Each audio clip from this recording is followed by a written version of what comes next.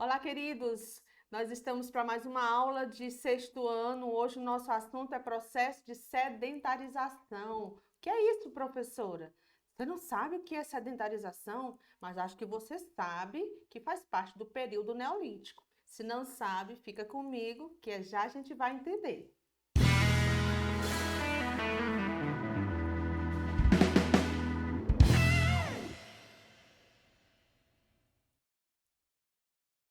Olá, queridos! Estamos para mais uma aula. Desde já, eu já peço a sua colaboração, deixando seu like, compartilhando com seus colegas. O assunto é maravilhoso, é sobre o período neolítico. Lembrando que na nossa última aula nós vimos que a história ficou dividida. A história pré-literária vai ter várias fases. A primeira fase vai ser o período paleolítico, vai ter vários momentos daquele paleolítico, até a descoberta do fogo pelo homem erecto. Agora nós vamos estar para o período neolítico, ou nova pedra, ou pedra polida, a idade da pedra polida.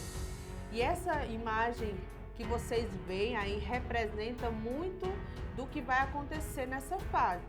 Muitos dos pesquisadores eles vão ver a transformação da vida desses homens, que era nômade, para uma vida sedentária, ou seja, eles vão se fixar na sua moradia e assim a humanidade vai passar a ter algumas revoluções. A palavra revoluções aqui vão ser grandes transformações, certo? Então, por isso que a gente chama de processo de sedentarização. Ele vai ter o desenvolvimento tecnológico. O que, professora? De caça, agricultura, pecuária. Ai, professora, agricultura, revolução, tecnologia. Sim, o que para nós hoje é muito simples, para eles na época foi uma revolução, foi a primeira vez que eles criaram. Então esse processo não aconteceu igual para todas as pessoas no mundo e espalhadas nos continentes. Elas foram bem distintas, certo? Há ainda aqueles que atualmente, ainda hoje, são nômades ou seminômades. Por que seminômade? Porque ora estão vivendo em um lugar fixo, ora eles saem e vão para outros lugares. E assim vai tendo sociedades que vão indicando uma evolução, crescimento. Então, nessa fase da história do homem, a agricultura vai ser a principal revolução nesse momento, porque até então os homens vinham se mudando porque eles não tinham quantidade de comida suficiente e eles ficavam num ambiente só até enquanto tinha comida. Quando acabava a comida, a fruta, né, não tinha mais do que eles tirar, eles não sabiam plantar. Aí a agricultura foi descoberta, porque agora eles vão poder plantar e fazer gerar outras plantas e ter o seu alimento mais fácil, certo? Então vamos ver aqui. O termo neolítico vai significar um período que vai de 10.000 a 5.000 a.C., significa pedra nova. Neo, novo, e litos, pedra. Eu já havia falado disso na última aula. Então, o fato dos homens desse período, eles vão polir a pedra na fabricação dos seus instrumentos. E aí, eles vão aperfeiçoar as técnicas para fazer novos objetos. Então, vai ser a ideia da pedra polida. E aí, vocês veem uma imagem que representa esses homens primitivos. Como eu havia dito, a Revolução Neolítica também vai ser chamada de Revolução Agrícola, porque em uma das hipóteses que diz como foi que a agricultura surgiu, é porque as mulheres, como eram coletoras de frutos e sementes, elas começaram a observar as novas plantas que germinavam no local onde aquelas sementezinhas iam caindo. Essa é uma hipótese, né? Porque, na verdade, nunca a gente vai saber como foi mesmo que surgiu essa agricultura. Então, aliado a essas percepções, também o fator do clima ajudou para que esse processo ocorresse. Estava havendo a última glaciação, que a gente chama e conhece da Era do Gelo. né, o período que a Terra ela sofreu uma diminuição muito grande da temperatura. Então estava saindo da última glaciação 10.000 anos atrás. Então os invernos vão diminuir, vão ficar mais calmos, mais poucos, mais amenos, e vai facilitar com que as pessoas se fixem e as plantas também germinem mais. Então o homem vai criar agricultura, o pastoreio vão ser conquistas importantes nesse período. E aí eles vão produzir alimentos, técnicas novas e até produzir as primeiras ideias de cerâmica, de tecelagem, vão tecer, né? E esses instrumentos da pedra polida também vão se tornar sedentários, ou seja, vão fixar-se no mesmo lugar. Hoje em dia, uma pessoa sedentária é uma pessoa que não faz exercício, ou seja, ela não sai de um lugar para o outro. E aqui nessa fase da história, ser sedentário significa agora fixar-se, passar mais tempo no lugar, porque agora ele vai criar condições para ficar num lugar só. Continuando, aí você vê os principais objetos das pedras polidas que eles vão estar criando e criando novas formas de trabalhar com esses materiais. A agricultura, com essa prática, eles passaram a necessidade de recipientes mais resistentes para armazenar as sobras do que eles produziam, que agora eles plantavam e agora vão sobrar. Vai ter o que a gente chama de excedente, as sobras. E onde vão colocar o que sobra? Porque eles não vão comer tudo de uma vez. Agora nós vamos estar observando como é que essa invenção da cerâmica vai ser feita e como era importante viver próximo a áreas que tinham água, certo? Mas até então, a melhoria na alimentação vai ser por conta da descoberta da agricultura. Isso vai aumentar o número de crianças, o número de pessoas, o número de idosos e maior vítima de abandono nos tempos de deslocamento, que esses aí é o que mais eram abandonados na época que eles estavam se deslocando. Porque os mais velhos e as crianças, durante a fase de nômade, eles não suportavam e acabavam morrendo. Então, agora, quando eles têm como armazenar comida, eles vão sobreviver mais. E aí vai aumentar a população da época. E vão passar a viver em grandes comunidades, certo? Vão domesticar animais, também vai, assim, cerca de mais ou menos 10.000 anos atrás, isso vai ajudar a eles a usarem e produzir o leite, usarem o couro, a pele desses animais, vão confeccionar as vestimentas. E daí a importância da crescente fértil.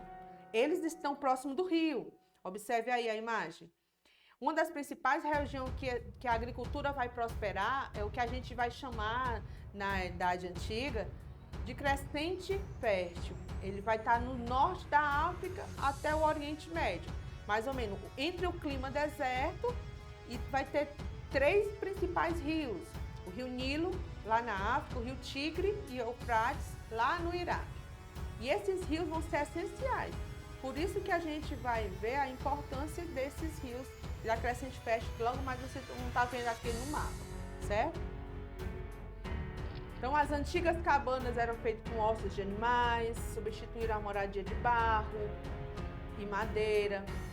Nessa foto aqui é do interior da casa do período neolítico. Essa imagem foi descoberta na Escócia, é um sítio arqueológico, certo? E aí vai surgir a religião, porque eles vão se reunir. E ao se reunir, eles vão ter motivos para adorar os seus deuses. Essa imagem que você vê aí embaixo, até hoje não se sabe como foi que eles fizeram colocar essas pedras, porque a gente está vendo apenas uma foto. Mas um homem fica muito pequenininho diante dessas pedras aí, que é o Stonehenge. Arqueólogos descobriram esses monumentos lá na Inglaterra, certo? E existem hipóteses que esses monumentos seriam templos onde as pessoas faziam cerimônias de sacrifício. Como a gente fala muito no estudo histórico antigo, é uma hipótese, certo? Mas não se sabe ao certo porque os documentos são esses arqueológicos aí. Então, Eles vão aperfeiçoar essas técnicas, vão identificar agora os metais. Eles vão fazer agora não só objetos de madeira, nem objetos de pedra, mas agora a metalurgia, ela vai também estar sendo iniciada, certo? Ferramentas vão passar a ser feitas de pedras e também de metais. Uma grande transformação desses metais vão elaborar novas ferramentas. Hora de bronze, mais ou menos 6.000 anos atrás, principalmente lá na África, e o uso do cobre, umas 8.000 anos atrás, também na África e na Ásia também. E lá na Europa vai começar mais ou menos uns 4.000 anos antes de Cristo. Então, no final desse neolítico, os metais vão ajudar na fundição. Isso tudo é tempos e tempos. O primeiro metal a ser usado, como falei, foi o cobre, devido à maleabilidade dele. Vai ser martelado, sem aquecimento, depois passou a ser derretido no fogo, colocado em forma de pedra para ganhar forma. Depois o estânio, da mistura dos dois vai chegar o bronze, que é um metal mais forte, resistente, muito utilizado na fabricação de armas no combate, como lança, espada, escudos e capacetes. Isso tudo foi estudos. E aí vai surgir, gente, também, além da metalurgia, vai ter confecção de argilas, que vai ser chamada de olaria, certo? E a testelagem também, vão trançar fios. E vai ser desenvolvido primeiro fios vegetais, depois de cipó, de ervas. São assuntos que requer bastante leitura, certo? Até que eles vão se especializar, vão produzir muito e essa produção vai exigir registros. E aí então vai surgir a escrita, a necessidade de se criar a escrita. Comerciantes e funcionários precisam controlar a quantidade dessas mercadorias, dos impostos, calcular a medida. Como eles tinham essa necessidade, inventaram símbolos, sinais para representar essa mercadoria. E esses sinais deram origem à escrita e deram origem à numeração em um longo e lento processo. Não foi algo rápido. Poucas as pessoas que sabiam ler e escrever, só os mais altos funcionários do Estado, que vão lá ter sido formados. Sim, gente, porque as cidades e os estados vão começar a ser formados, porque as pessoas vão se aglomerar, vão viver mais e vai requerer vários grupos de pessoas vivendo junto, né? E junto com tudo isso, vão construir moradias, vão surgir os primeiros templos, os cultos que vão fazer, e isso vai criar muitos poderes. E aí surgem as primeiras cidades, certo? Alguns especialistas dizem que a produção de alimento nas cidades, ela vai definir algumas obras. Essas obras que vão ser públicas, né? Obras que vão ser ou uma praça, ou um templo, e vão também procurar se defender de outros povos. E aí vai surgir a necessidade de se organizar melhor, porque vai ter uma hierarquia agora. Várias funções vão ser umas mais relevantes, de maiores poderes do que outras. E aí surge da população a necessidade também de pagar imposto. Há registro que as primeiras e mais antigas cidades seriam Jericó, na atual Palestina, e Catalóia, que é na cidade da Turquia. Isso mais ou menos há 10.000 a 8.000 anos, respectivamente, certo? E aí por isso que surgiam também os reis, os sacerdotes. Somente esses tinham o direito de aprender. Não eram todos que tinham o domínio dessa escrita, certo? Então, da onde que surgiu esse comércio? Surge o comércio também. O comércio vai surgir dessas sobras. Como sobra muito alimento, esses excedentes, eles vão acumulando e vão fazendo trocas, né? Vão produzindo metais ou objetos de cerâmica e passaram a trocar. Essa troca é o que a gente chama hoje de comércio. Então, ele ocorria dentro da mesma cidade. Depois, passou a se espalhar, se expandir e passou a ter nas grandes comunidades, certo? E isso aumentou com o tempo, muitas regiões começaram a produzir e eram produzidos em vários locais. Devido ao clima, tinham funções também, costumes diferentes. Daí a importância da escrita. Ela ocorreu no chamado período pré-histórico, né? O que a gente chama também. Então vocês viram aí os principais fatores que ajudaram a formação da escrita. Deixa eu ver aqui essa imagem. Pronto, aqui você vê alguns relíquias, né, desenhos. Esse mais de cima vai representar os índios norte-americanos, registrando em pedaços de madeira. Eles vão ajudar a memorizar os cantos sagrados. Esse mais aqui embaixo é a escrita fenícia, que deu origem ao nosso alfabeto, a primeira escrita totalmente fonética. Que é isso, professora? Escrita fonética? Sim, gente. Os primeiros registros não era igual ao de hoje. Era feita com os símbolos, certo?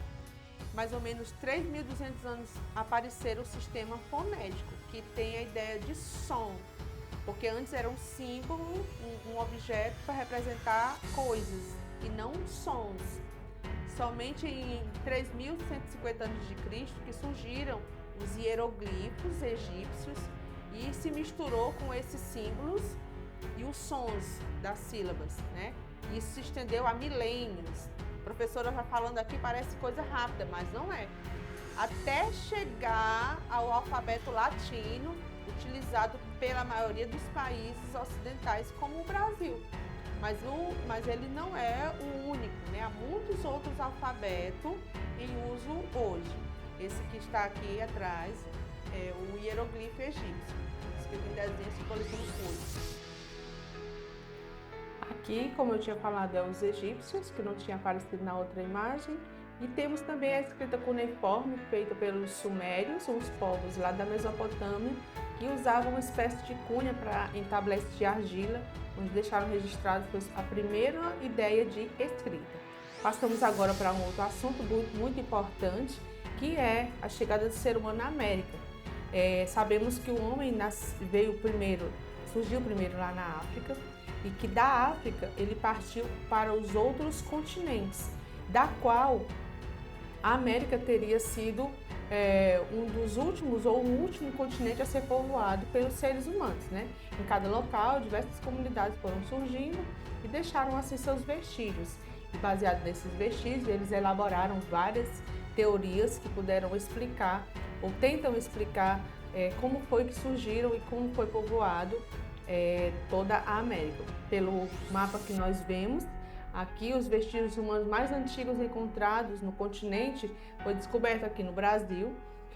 Porém, a gente precisa até analisar, né? O crânio feminino encontrado pelos cientistas, né? Que foi batizado até por Luzia. Esse crânio precisa, graças ao aparecimento desse crânio, surgiu algumas ideias. Como ele teve traços aborígenes, né? De povos da Austrália, que são praticamente de olhos de nariz grosso, né, de nariz largo, eles passaram a analisar por que será ou como explicar que os índios aqui não tinham esses traços negroides, né? Então, a partir deste achado de Luzia, né, em 1975, na Lagoa Santa, em Minas Gerais, eles passaram a também investigar outras rotas, outros fluxos populacionais, outras ondas migratórias, se podemos dizer assim, que puderam explicar a diferença desses traços, né? Então nós vamos ver que várias teorias vão surgir para explicar como foi que isso ocorreu, e onde a teoria mais conhecida ou aquela mais aceita na sociedade, no meio científico, vai ser o Estreito de Bering. Dessa teoria, mais aceita sobre a chegada dos grupos humanos aqui na América, teria vindo aqui que vai pegar aqui a Rússia, né, com o Alasca nos Estados Unidos. pelo Estreito de Bering vai ter ocorrido durante uma era chamada da glaciação, devido à última glaciação, blocos de gelo vão fazer desse imenso mar uma terra plausível, que dê para andar. E aí teriam surgido as primeiras comunidades americanas, para justificar também essas semelhanças que os americanos encontrados muito parecidos com as feições dos asiáticos, né? Sendo assim, a justificativa para essas feições vai ser essa. Mas uma análise de novos vestígios, como o da Luzia, né, o estudo geológico, mostraram que as primeiras ancestrais americanas não têm apenas uma origem, tem vários traços semelhantes ao dos aborígenes australianos, também aos africanos. E aí nós vamos estar pensando também sobre isso. Que esse caminho, esse trajeto todo que veio trazendo esse povo, tanto com características aborígenes, como também traços asiáticos, vão estar dando margem a explicações que outras ondas migratórias também, de outros grupos de traços físicos semelhantes, teriam vindo também para cá. Com base nessas descobertas, surgiram também a da Malásia e Polinésia, que teriam saído da Austrália, navegado pelo Oceano Pacífico e chegado até a América do Sul, que seria os grupos vindos da Oceania e da Polinésia, né? Navegado pelo Oceano Pacífico. Então, os críticos também dessa teoria ressaltam, eles falam que há vestígios que comprovam esse tipo de viagem em meios de transporte marítimo. Aí é o que a gente coloca como os principais ou os prováveis rotas desses seres humanos para a América. Aí nós temos os dois tipos de imagem que vão representar tanto o traço negroide, semelhante aos aborígenes da Austrália, quanto os africanos, que é o crânio de Luzia, foi encontrado em Minas Gerais, e a semelhança muito forte dos indígenas americanos para os traços dos asiáticos, né? Daí essa teoria tem um pouco mais também de fundamento. Agora nós vamos estar analisando como é que se deu a vida das primeiras ocupações americanas. Nós vamos perceber que as terras aqui no Brasil, baseado em pesquisas feitas, não eram iguais às terras daquele período, né? As de hoje são totalmente diferentes, estamos falando de milhões de anos atrás. Esses vestígios colocam exemplos de que a temperatura do planeta há 10 mil anos atrás, no lugar onde hoje é a Amazônia, eram lugares de árvores rasteiras, pouca árvore. Isso é parecido com os atuais cerrados do Brasil. Era um ambiente bastante favorável para a existência de grandes mamíferos, né? Devido às proporções desses animais, passaram a ser chamados de megafauna. E temos aí uma convivência dos seres humanos, esses primeiros grupos humanos aqui no Brasil, com essas megafaunas. E aí nós temos um exemplo aí esses animais grandiosos, né? Pinturas rupestres foram encontradas identificando que esses animais eram caçados pelos grupos humanos, e com a temperatura do planeta aumentando, isso vai favorecer com que houvesse migrações constantes, né? Devido aos territórios mais quentes, as chances de sobreviver aumentaram, e essa população também cresceu, e em grupos maiores passaram a caçar mais a esses animais, e aí teriam algumas hipóteses para que pudesse explicar o porquê ou como houve essa extinção. A primeira hipótese seria a de que, graças à convivência desses grandes grupos humanos, houve um aumento muito grande por ter caçado muitas vezes. Todos esses animais passaram a entrar em extinção, como ocorre hoje com algumas espécies de animais, pelo seu uso predatório do ser humano, né? Outra hipótese é de que o aumento dessa umidade, dessa temperatura do planeta também favorecia que tornasse inviável a vida desses animais sobre a Terra. Aí nós temos aí pterodáctilos, o mamute, o mastodonte, temos a preguiça gigante, né, o cliptodonte. São alguns animais que a gente só costuma ver mesmo nos desenhos ou filmes ou documentários representando essa fase da história, que seriam os animais que habitavam aqui. Então, no mais, gente, é isso. Gostaria de agradecer pela sua atenção, que você possa se inscrever, deixar seu like e não deixar de compartilhar com os amigos. Espero você na nossa próxima aula e que estejamos juntos, tá? Tenha um bom dia, uma boa tarde e seja o horário que você esteja ouvindo este vídeo aula. Obrigada pela atenção.